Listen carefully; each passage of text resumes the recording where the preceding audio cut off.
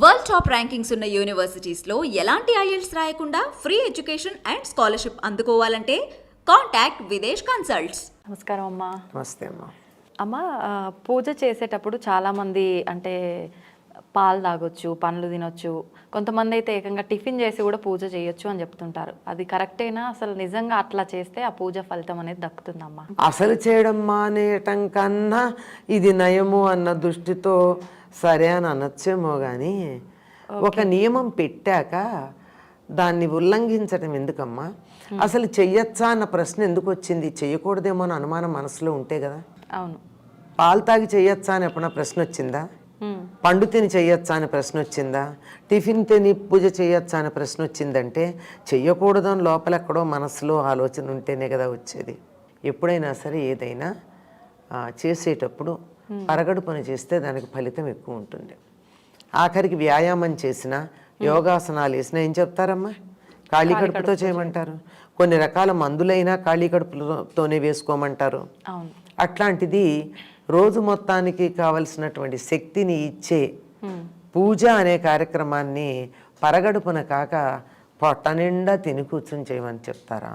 చెప్తున్నారమ్మా చాలా మంది మధ్య అయితే అట్లనే చెప్తున్నారు. దానికి కారణం కూడా చెప్తున్నారు. ఏమంటే మాకు బీపీలు ఉన్నాయండి, మేము మందులు వేసుకోవాలి. ఇంకొకటమ్మా, ఖాళీ కడుపుతో చేయమని నీకు భగవంతుడు ఏమైనా చెప్పిండా? ఎందుకు కడుపు మార్చుకొని పూజ చేయడం? పోనీ అమ్మ పూజ చేయమని చెప్పాడా? మరి అడిగేవాళ్ళు లేరు కదా. వీపున భుజాన నాలికేసుకుని బయటకు వచ్చేవాళ్ళు ఇష్టం వచ్చినట్టు మాట్లాడితే మనలాంటి వాళ్ళు నోరు మూసుకుంటే తప్పనిసరిగా వాళ్ళు ఇష్టం వచ్చినట్టు మాట్లాడతారు. అసలు పూజ చేయమని ఎవరు చెప్పారు? చెయ్యొద్దు. అడిగాడా? కూర్చో, స్నానం చేయి, దండం పెట్టుకో, దండం పెట్టుకుని జపం చేసుకో 5 నిమిషాలు, దేవుడికి ధ్యానం చేసుకో. ఇంత విస్తారంగా ఇంత బారు పూజ చేయమని అడిగాడా? లేదు కదా. దేవుడేమీ అడగలేదు, అసలు పూజ చేయమని అనలేదు, తన్ని ప్రార్థించమని లేదు, ఏమి చేయమని చెప్పరా. మనమే మనకి ఇవన్నీ ఇచ్చినందుకు ఆయన పట్ల కృతజ్ఞతని వెల్లడించుకోవడానికి పూజ చేస్తున్నాం తప్ప నిజానికి భగవంతుడు మనని పూజ చేయమని చెప్పాల.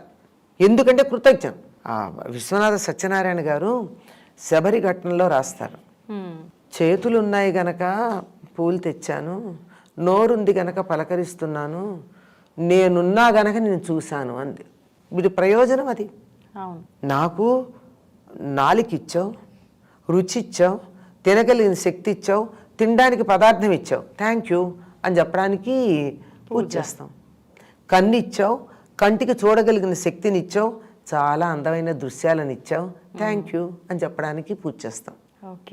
పంచేంద్రియాలు, ఆ ఇంద్రియాలకి శక్తి, ఆ ఇంద్రియాల ద్వారా పొందగలిగిన వస్తువులు అవి మనకు అందుబాటులో ఉండడం, ఇవన్నీ కల్పన చేసినందుకు మనం ధన్యవాదాలు చెప్తూ చేస్తున్నామే తప్ప కృతజ్ఞతావిష్కరణ చేస్తున్నాము కానీ పూజ చేయమని ఏం చెప్పలేం.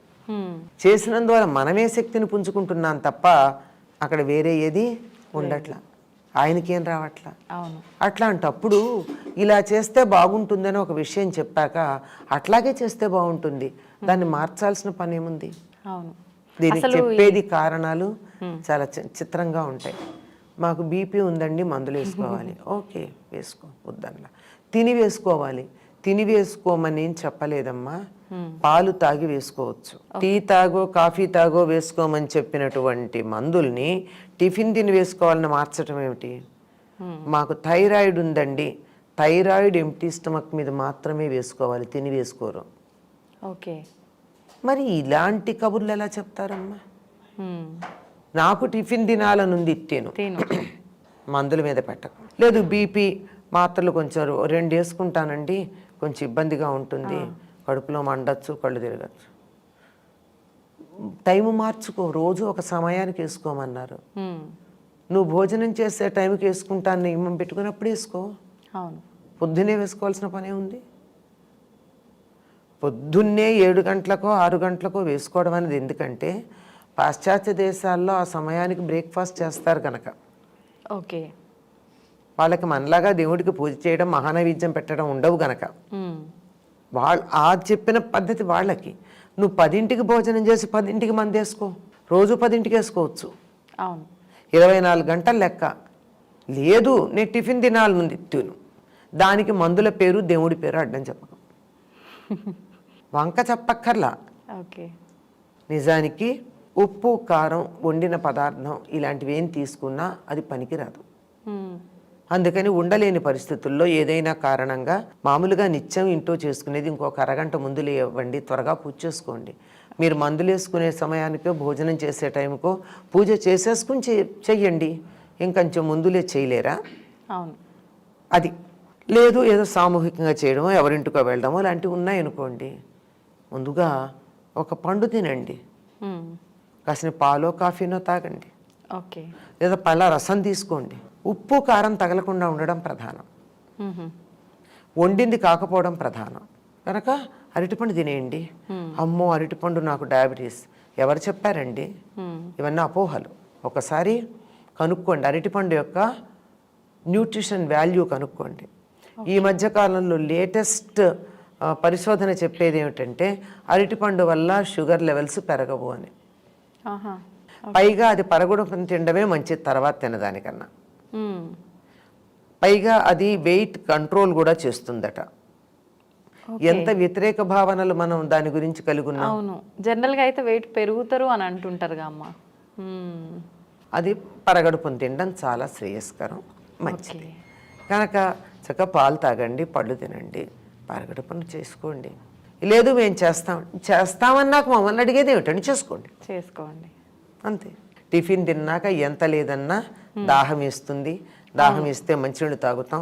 మంచినీళ్ళు తాగితే మొత్తం పొట్ట ఫుల్ ఉంటుంది టిఫిన్తో.